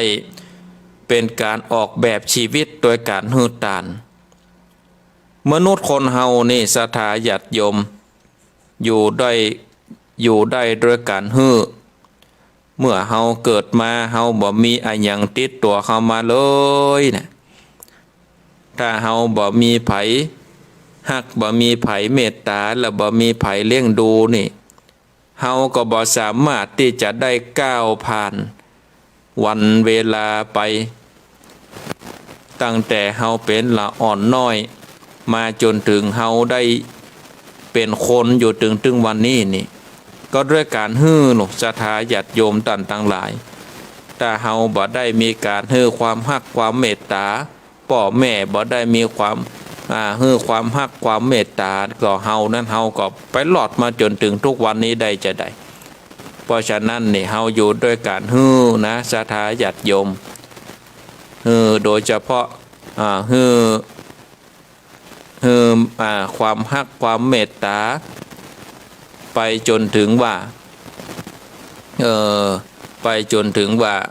ครูบาอาจารย์ก็คือความเมตตาได้สั่งสอนศิลปะวิทยากับแก่เฮาเนี่ยศรัทธาญาติโยมท่านทั้งหลายอย่างเช่นว่าในสมัย พระกัสสปะสัมมาสัมพุทธเจ้าเนี่ยมีภิกขุอยู่สองรูปสองตนเป็นเพื่อนฮักกันถึงสองรูปนี้นี่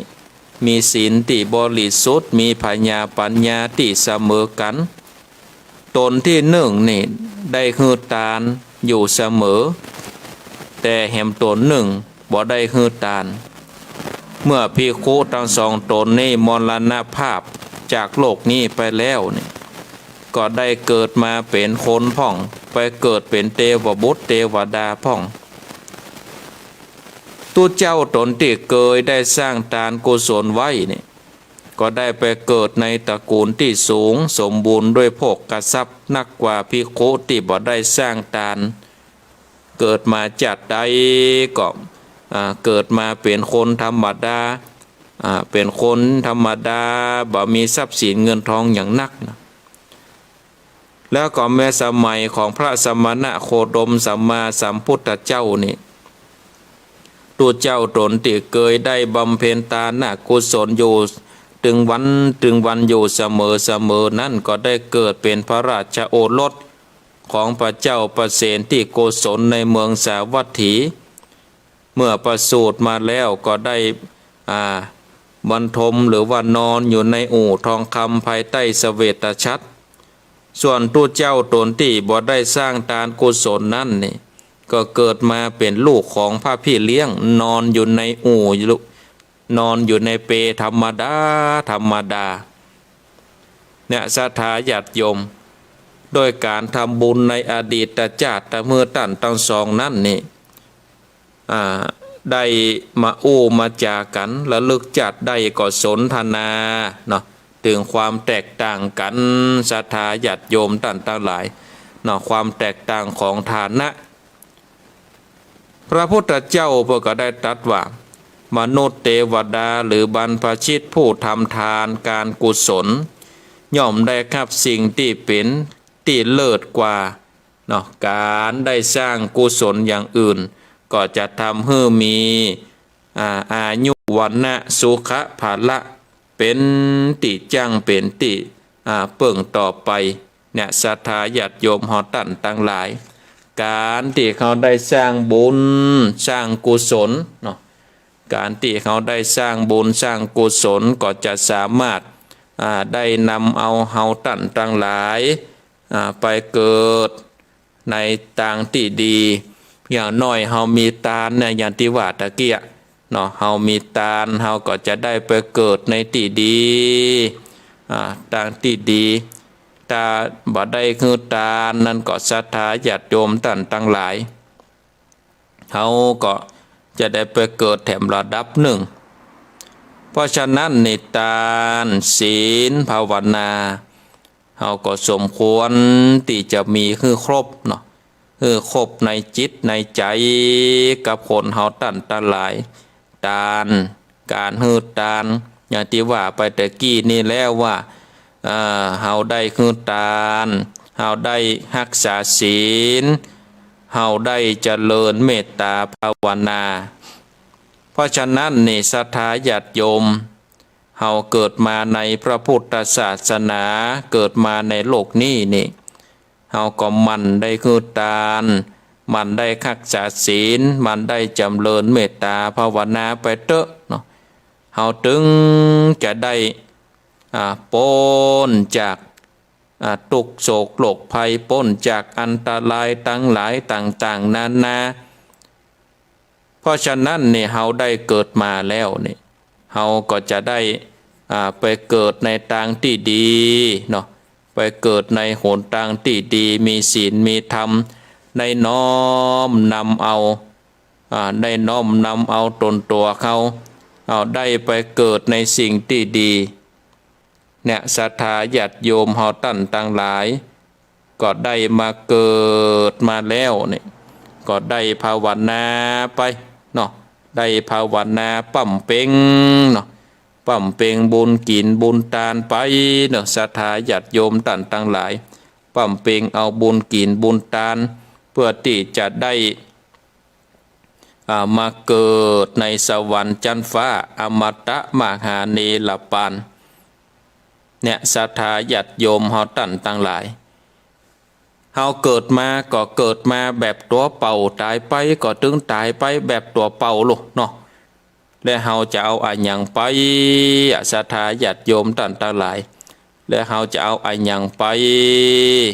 กับตนกับตัวเฮาไปต่างหน้าเนี่ยศรัทธาตั้นตั้งหลายเฮ้ยก็ได้พินิจพิจารณาเอาเนอะพินิจพิจารณาเอาทานศีลภาวนาก็มีคือได้อยู่ในจิตในใจโดยเฉพาะการภาวนาเนี่ยศรัทธาญาติโยมเฮาก็นั่งรับตาเนี่ยพอพระพุทธรูปเจ้าหายใจเข้าปุดหายใจออกโทใจยุบหนอพองหนอสัมมาอรหังอะยังก็ได้ดีหมดศรัทธาญาติโยมดีหมดคะแนนเฮาได้ปฏิบัติธรรมกรรมฐานเนาะคะแนนได้ประพฤติปฏิบัติจิตใจนี่เป็นจิตใจที่ดีที่งามเนาะเป็นจิตใจที่ดีที่งามเป็นจิตใจที่เฮาได้บนห้องว่าจะได้มีจิตใจที่สะอาดบริสุทธิ์เนาะได้ไหวพระสมาทานศีลก็ดีได้สวดมนต์แล้วก่อนนั่งจำเริญเมตตาภาวนาไปเนี่ยศรัทธาต่างหลายก็จะได้อยู่เย็นเป็นสุขเหมือนกันเนาะเนี่ยนี่คือการได้คือทานวันนี้การได้คือทานย่อมมีอานิสงส์เป็นที่คักเนาะผู้ให้นะย่อมเป็นที่รักศรัทธาญาติโยมญาตมาภาพนี่ได้ขึ้นไปบนดอยวันนั้นเนาะวันที่18-19ที่อำเภอแม่เสลียงก็ขอบคุณอนุโมทนากับศรัทธาญาติโยมที่ได้ร่วมทำบุญมาบอกว่าจะเป็นจตุปัจจัยก็ดีเป็นเสื้อเป็นผ้าเป็นสิ่งของก็ดีก็ได้ครับหมดแล้วก็ได้นำไปแจกสมดังเจตนาแล้วก็มีอยู่คุณโยมพันนิตราเนาะได้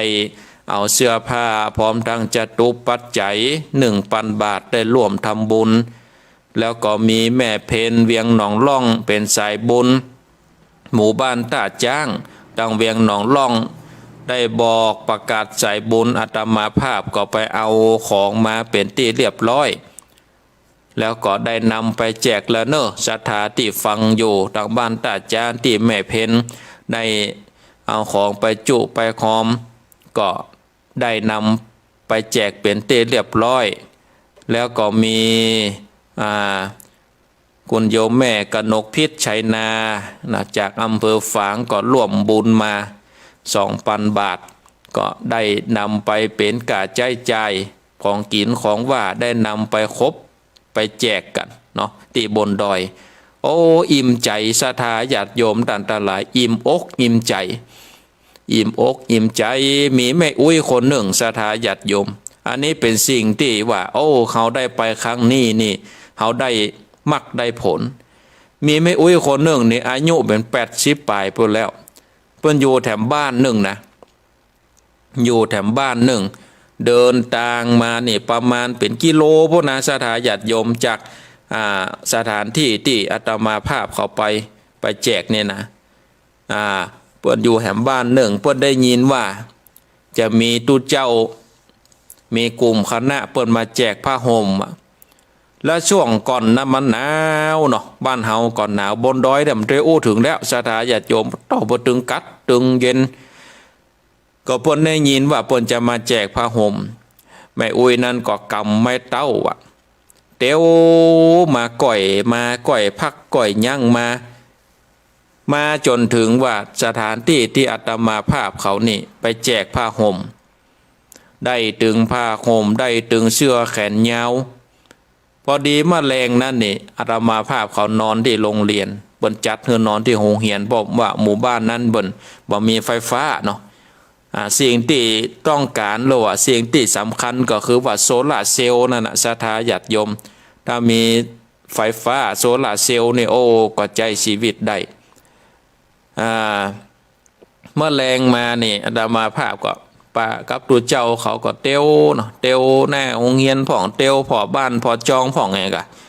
ก็ไปปะไม่อุ้ยคนนั้นยังมาถึงบ้านเดือดศรัทธาญาติโยมพ เปิ้นว่าก้อยเตียวมาน่ะมันเป็นลิงมันเป็นดอยเนาะก้อยเตียวมานั่นน่ะท่านตุเจ้าเหยเปิ้นอู้ภาษาเปิ้นน่ะอู้ภาษาบนดอยว่าก้อยเตียวมานั่นน่ะก็เลยโตยไปที่บ้านศรัทธาญาติโยมเตียวโดยเปิ้นไปเอาลูกจีนทอดเอาหยังไปฮื้อแหมเอาสตังไปฮื้อเปิ้นแถมลูกเปิ้นหันศรัทธาลูกก็ว่าหลานหัวนะหันเปิ้นตาลแบบฟักแก้วอ่ะเปิ้นตาลฟักแก้ว2 แก่นโอ้แก่นจัดใหญ่เหมือนกันอ่ะอาตมาก็ตูเจ้าเจ้าวาดวัดทาหมื่นเข้าก็ติ้วกับมาคนแก่นอ่ะติ้วลูกบ้านบุญมาได้คนแก่นเนี่ยศรัทธาญาติโยมตันตะหลายเอาเป็นดีเอ็นดูเตียวไปเป็นกิโลพวกนะเพื่อไปเอาผ้าห่มเนาะเอาผ้าห่มเอาเสื้อแขนยาวบนว่าโอ้บนดอยนี่มันหนาวถ้าหนาวอย่างอิ่มมีผ้าห่มเนี่ยนะ2-3 วันเนี่ยต้องจัดตายอ่ะวะโอ้เฮาได้หันอย่างอันแล้วก็โอ้ชื่นใจเนาะศรัทธาญาติโยมว่าอย่างน้อยสิ่งเล็กๆน้อยๆถึงแม้ว่ามันบัดใจเป็นสิ่งที่มีค่านักผ้าห่มผืนหนึ่งเสื้อแขนยาวผืนหนึ่งของกินของว่า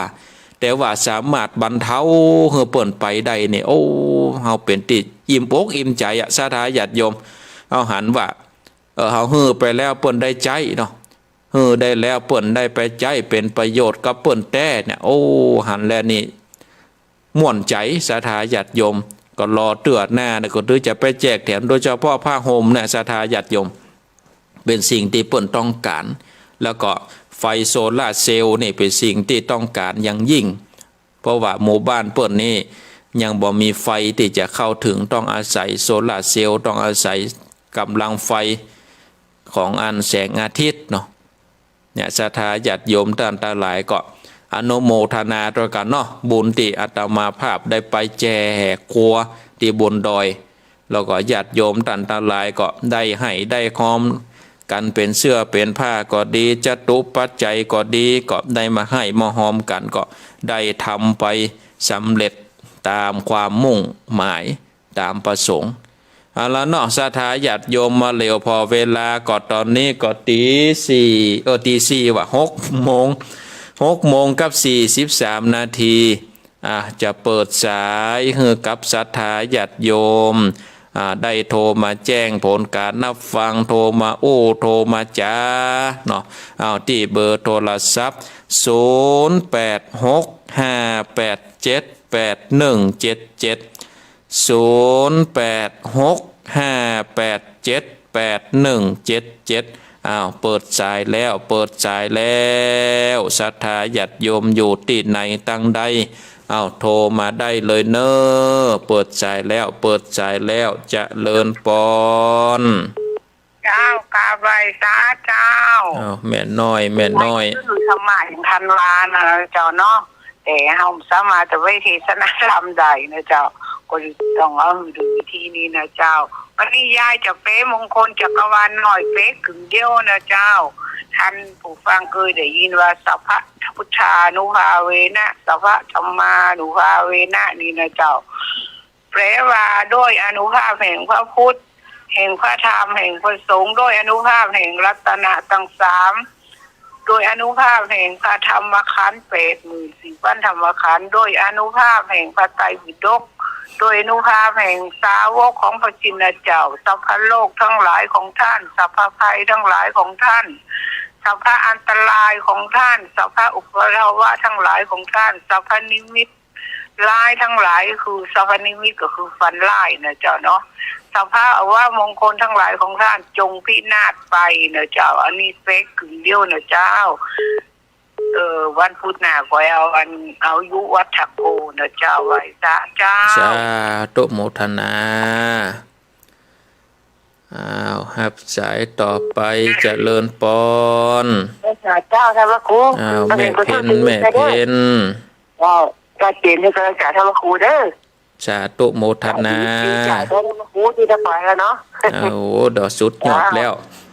ใหญ่ๆสุดยอดแล้วเรื่องการผ้าห่มและเสื้อผ้าดีใจแล้วพระครูดีแต่กะเป็นเป็นนั่นที่จะมาหอมมาเห็นก็ขอบคุณทุกคนเด้อที่ได้มาหอมเด้อเจ้าพระเจ้าสาธุ อนุโมทนาแม่เพนก็เป็นนั่นสายบุญเนาะเป็นสายบุญเป็นตัวแทนได้ประชาสัมพันธ์บุญคือเปิ่นได้มาให้มาหอมที่บ้านตาจางอาตมาภาพก็ไปถึงบ้านแม่เพนบนวันนั้นน่ะไปถึงบ้านแม่เพนก็กำลังหันหน้ากันนี่ก็เธอก็ได้ยินก็เสียงกันต่างคนต่างกำลังปะกันแม่เพนก็กำลังหันอาตมาก็กำลังหันแม่เพนก็ไปปะกันแห่นั่นน่ะเนี่ยบุญเป็นสายสัมพันธ์เนาะศรัทธาญาติโยมอ้าวฮับสายเจริญปอนครับไว้สาครับท่าน มาแล้วปงหนอง ครับเอาตัวรอดเป็นยอดดีแต่เนาะ ทำเอาตัวรอดก็โดนฆ่าละกาเนาะ แม่นนะครับนี่ตายไหนฮะเนาะท่านเอาตัวรอดดีเนาะ ถ้าเขาเอาก้อนไก่มาใจเนี่ยมาใจตัวรอดกับชีวิตเขานี่โอ้อยู่ไหนก็ถึงรอดอ่ะเนาะ ครับมีปัญญาตัวเดียวนี่อยู่ไหนก็ถึงรอดอ่ะมีปัญญาให้ยังเนาะ แม่นแล้ว มากเนาะ วันนี้ได้ปะกันเนี่ยปุดละนาเนาะ ครับตัวอันได้ยินเสียงโอ้โหวันนี้ออกยาวเลยนี่เนาะ วันนี้จักยาววันนี้นะ จักยาว2 ชั่วโมงรวดสวัสดีปีใหม่ด้วยนะครับ สาธุโมทนาบุญรักษาครับอ้าวครับสายต่อไปเจริญปอน ข้าเจ้า จากที่ไหนแม่พังจากที่ไหน จากอำเภอเรียงสาจากว่าน่านเจ้าโอ้จากเวียงสาพุ่นกาเจ้าจากเรียงสาอำเภอเมืองจังหวัดน่านเจ้าชัดเจนดีเนาะแม่เนาะเมืองน่านนะเจ้าชัดเจนดีเจ้าหนาวอยู่ก่อนนะปุ่นน่ะหนาวอยู่เนาะหมอกเย็นเนี่ยเนาะเมามาให้บดีเนี่ยหมอกม่วนเนี่ยเนาะเจ้าฟังกันไปตลอดเนอะแม่เนอะเจ้าจ้าตุถ้าไปเมืองน่านก็จะแวะแอวหาเนอะเจ้ามาไข่ฮื้อมาตึกน่ะเอาละกาได้ไปตะปุ่นก็จะแวะแอวหากาเจ้าจ้าตุโมทนาเจ้าไว้สาเจ้าเอาครับสายต่อไปจะเลินปอนไว้สาเจ้าท่านพระครูเจ้าจากที่ไหนเวียงป่าเป้าเจ้าเวียงป่าเป้าบ้านเดียวกันกับปอบุญธรรมเจ้าเอาโปงหนองกาเจ้าตั้งท่านพระครูตั้งแต่เจ้าเลยเจ้าเอาฟังแต่เจ้าตี 5แล้วเนาะเจ้าชัดเจนดีเนาะชัดเจนดีเจ้าสาธุโมทนา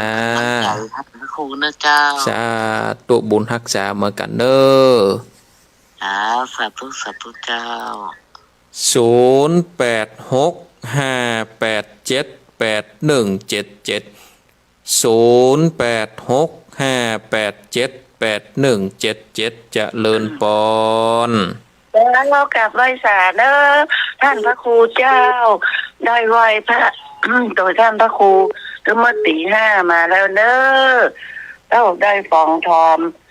เอาตัวรอดเป็นยอดดีโอ้ดีแต่ดีว่าบรรยายจนกระจ่างแจ้งโอ้แม่สุเกียวศิลาพรสีตี้บ้านโฮงหลับปูนเจ้าท่านพระครูเจ้าสาธุโมทนาได้ปะกันสำชักเตื้อกันเนาะมาถึงต้นแจ้งเนี่ยเนาะมาถึงบ้านต้นแจ้งเนี่ยเกือบจะถึงบ้านศิลาพรสีเตี้ยแล้วนะเจ้าท่านพระครูวันนั้นไปเอาขวดที่หั่นไปเลยปะกันในหั่นในวันนั้นน่ะเจ้ามีบุญมีกับล่างเข่าควายกับล่างวองอย่างหลวงปู่ดอยว่านะเจ้านั่นนะกาถึงได้ปะกันแน่นอนอย่าได้ปะพบหน้าปะตากันอยู่เนาะเจ้าสาธุโมทนาสาธุแล้วเจ้าท่านพระครูเจ้าตุเจ้าสายเจริญปอน กราบไหว้สาเจ้าท่านพระครู แม่สีทอน เจ้าฟังอยู่เจ้าชัดเจนดีนะ วันนี้ฟังที่ไหนแม่คองด้วยกะ เจ้าแม่ของเนี่ยกะ มาเต็มตัวแล้วเนาะนี่เนาะ เจ้า จะได้มาอยู่ใกล้กันนี่แล้ว แต่นะกะได้มาอยู่ใกล้ท่านพระครูแล้วมีอย่างก็ได้ไปทำบุญร่วมกันเนาะ นะกะบุญได้ใกล้กันแล้ว เจ้าไหว้สาเจ้า สาธุโมทนาหับสายต่อไปเจริญปน สาธุเจ้าแม่ฟังอยู่เน้อ จากที่ไหน เจ้าแม่ศรีวิไลกะลานดอยสะเก็ดเจ้า วันนี้ได้ฟังดีจากปาลานดอยสะเก็ด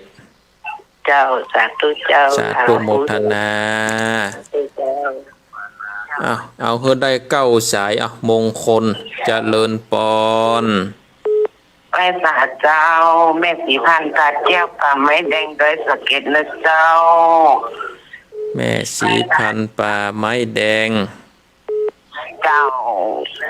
ชัดเจนดีเนาะ ถ้าเจนดีเจ้าแม่ฟังตั้งแต่เจ้าแล้วแต่ฟังไปตัวทำงานไปตัวเนื้อพ่อแม่อยู่คนเดียว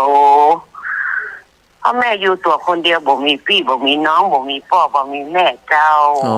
เป็นอย่างไงเอาวิทยุนี่เป็นกู้กะเนาะ เจ้า สาธุ ฟัง โม อ ท ยู่ นา ทุกครั้งเนอะเจ้าฟังทุกครั้งบ่ได้ละได้เลยบ่ได้หนีไปไหนเนอะบ่ใจว่า ได้ยินเมื่อใดก็ฟังมาอ่านบ่ใจค่ะแม่จะเปิดวิทยุขึ้น104นี้ทิ้งเอาไว้เลยรายการของพระพุทธเจ้าพระนายองค์ไหนออกมาแม่ก็ได้ยินได้ฟังหมดเลยเจ้า สาธุหมดโมทนา เจ้าไว้สาเจ้าไว้สาเจ้า ขออนุญาตยกหูก่อนเนอศรัทธาญาติโยมที่โทรเข้ามาอาตมาภาพขออนุญาตยกหูก่อนเวลาก่อนไล่หลังมาแล้วก่อนที่จะได้ลาจากกันไปสรุปสายก่อนเนาะศรัทธาญาติโยมสรุปสายก็มีสายที่หนึ่งจากแม่น้อยกัดนัดอันนี้ก็ได้มาแปลบาลี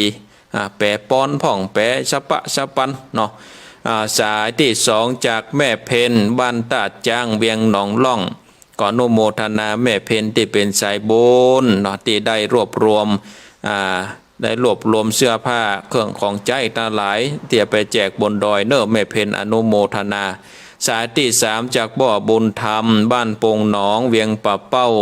สายที่สี่จากโยมแม่อำเภอเวียงสาจังหวัดน่านสายที่ห้าจากบ้านโป่งหนองเวียงป่าเป้าสายที่หกจากแม่สุกแก้วบ้านสีเตี่ยศรีลาพรสายที่เจ็ดจากแม่สีทรชัยประการบัดเดี๋ยวนี้มันจะใช้ประการแล้วเนาะเป็นแม่สีทรแม่คองไว้แล้ววันนี้นะเปิ้นย้ายมาแปลงบ้านที่แม่คองสันปะตองสายที่แปดจากโยมแม่ปาลานดอยสะเก็ดสายที่เก้าจากโยมแม่สีพันธุ์ป่าไม้แดงดอยสะเก็ดได้เก้าสายเกาะสาธุอนุโมทนากับศรัทธาญาติโยมท่านสาธุชนพุทธบริษัทต่างหลายที่ได้สดับรับฟังกับศรัทธาญาติโยมวันนี้แม่จันอันตักข้อความมาวันนี้โทรบัดตันมือตกไปแล้วเนี่ยเนาะมือตกไปแล้วกดบัดตันเปิ่นกดจนหัวแม่มือปอแป๊บเนี่ยวันนี้แม่จันก็ฟังอยู่ก็สาธุอนุโมทนาก่อนที่จะลากันไปศรัทธาญาติโยมก็จะได้ขอประกาศข่าวสารงานบุญก็เชิญชวนศรัทธาท่านตายกตาหญิกาศรัทธาทั้งหลายได้ร่วมทำบุญเข้ากรรมประพฤติวัดปฏิบัติธรรมณวัดโสภณารามบ้านห้วยงูในโดยคณะสงฆ์อำเภอฝางคณะสงฆ์ตำบลสันทรายได้แล้วก็คณะสงฆ์ที่เผยแผ่ธรรมขึ้นสถานีสีขาวคณะศรัทธาวัดโสภณารามห้วยงูในทุกหลังคาเรือนจะได้จัดประพฤติวัดปฏิบัติธรรมประพฤติวัดปฏิบัติธรรมที่วัดโสภณารามห้วยงูในตั้งแต่วันที่28ถึงวันที่31มกราคม2568เพราะฉะนั้นก็เชิญชวนศรัทธาญาติโยมที่ได้ฟังวิทยุ อยู่ตีใกล้ตีคิมตังใดก็จะเลิญปอนได้ไปร่วมกันส่วนกำหนดการก็ตั้งแต่เวลา 16 นาฬิกาหรือว่าบ่าย 4 โมงของวันที่28พระเจ้าประสงค์ก็จะได้หับทานได้มีการได้ถวายทานซุ้มถวายทานตูบจัดเป็นที่พระสงฆ์ได้อยู่ประพฤติวัดปฏิบัติธรรม6 โมงแรงก็จะได้ทำวัดสวดมนต์เย็นเจริญสมาธิหลังจากนั้นเวลา2 ทุ่มก็จะมีการแสดงพระธรรมเทศนาตั้งแต่วันที่28วันที่29วันที่30ก็จะมีการฟังน้ำฟังธรรมเมื่อเจ้าในเวลา7 นาฬิกาเป็นต้นไปก็จะได้มีการทำบุญตักบาตรศรัทธาญาติโยมก็สามารถไปทำบุญได้ตลอดทั้งวันมาค่ำเมื่อคืนก็จะได้มีการฟังเทศน์แล้วก็วันที่31เวลา7 นาฬิกา30 นาทีก็จะได้ถวายทานพระเจ้าประสงค์พระเจ้าประสงค์ก็จะได้ออกวัดออกวัดได้ลาวัดปฏิบัติธรรมได้ลาวัดปฏิบัติธรรมเพื่อที่จะได้ปิกวัดปิกวาเพราะฉะนั้นศรัทธาญาติโยมก็ไปร่วมทำบุญกันได้เนอะในงานการเข้าลูกขมูลกรรมประพฤติวัดปฏิบัติธรรมณวัดโสภณารามห้วยงูในโดยคณะสงฆ์อำเภอฝางคณะสงฆ์ตำบลสันทรายตลอดถึงครูบาอาจารย์ที่ขึ้นสีขาวเพื่อชาวประชาวันที่28ถึงวันที่31 มกราก็เชิญชวนกับศรัทธาญาติโยมได้ร่วมทำบุญกันเนอก็อนุโมทนากับศรัทธาญาติโยมที่ได้เปิดเครื่องวิทยุสดับรับฟังในค่ำคืนในวันนี้ก็สาธุอนุโมทนาวันนี้ก็ขอได้ลาจากศรัทธาญาติโยมท่านทั้งหลายไว้เพียงเท่าอี้ก่อนขอความสุขความสวัสดีจงมีแก่ศรัทธาญาติโยมทุกท่านทุกคนเนออายุวันโนสุขังพลัง